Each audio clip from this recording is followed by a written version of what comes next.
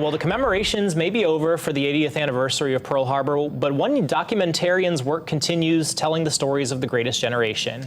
Rishi Sharma was hired by the Pearl Harbor Aviation Museum to interview World War II veterans after interviewing thousands of them on his own. He's now here in Honolulu and joins us live this morning. Good morning, Rishi. How are you? Great. Thank you guys for having me.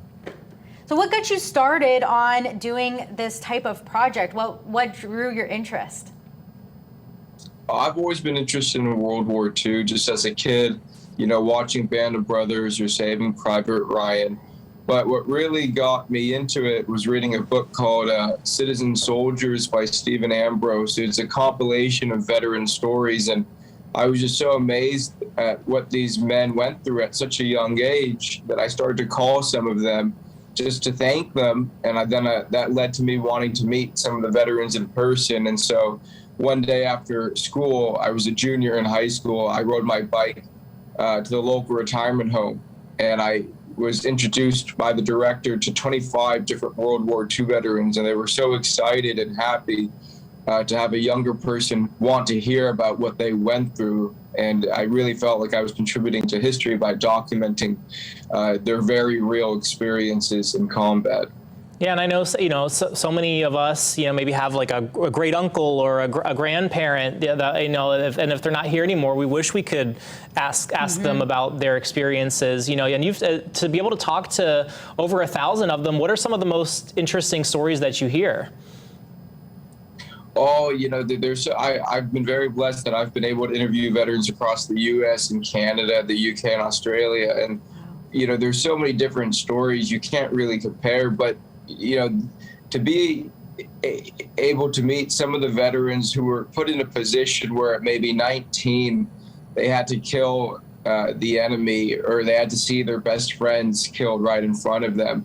I just interviewed one veteran back in California who, in his first day of combat, him and his buddy were in the same unit. They grew up together, went to the same high school, and his friend was killed by an artillery shell their first day together on the front lines. And obviously, you know, that changed his whole perspective on the world. And what's unique, though, or what's interesting, rather, is that all these veterans from the different states, the different countries, they all have the same kind of attitude, where they want to give back more than they take. You see, this generation grew up in the Depression, and many of them quit school at a young age to put food on the table for their families. Pearl Harbor gets hit. Many of them lied about their age to get into the service. After the war, they all come back, and they just want to raise families and get their jobs back. And if you think about it, the World War II generation, they really created the latter part of the 20th century and made it a time, really the pinnacle of human success, when man went to the moon. And it seems like just every day of their lives has been giving back to those around them. And that's what's so amazing, is after the hell that they went through, that they still just want to give back. I mean, if you look at the Lions clubs or the Rotary, all of them are filled with World War II veterans as their members, or were established by the veterans. I even know a 105-year-old who still volunteers at his VA. Wow.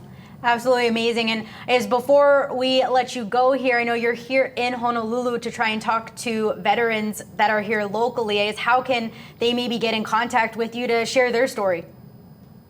Yeah, thank you. So I'm working with the Pearl Harbor Aviation Museum on Ford Island. They're trying to create an archive of all the surviving World War II veterans in Hawaii. And so if anyone knows of any World War II veterans here in Hawaii, or even back in the mainland, we will film interview them. They will get a copy. The museum will get a copy in order to educate future generations. And I would just ask people to go to the website, rememberww2.org.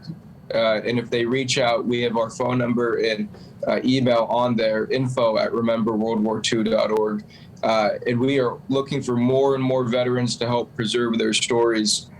We have a popular YouTube channel that reaches a few million people that the interviews will be put on as well. But the goal at the museum is to have them as an oral history exhibit so that when future generations come, the 80th anniversary or the 85th won't be the last time they'll be able to hear the veterans talk. Yeah, such important work that you're doing, Rishi. And I know we could talk about this all day, but we got to let you go. But we'll put all that info online if people want to check it out. Thanks so much, Rishi. Thank you, guys. You have a wonderful day.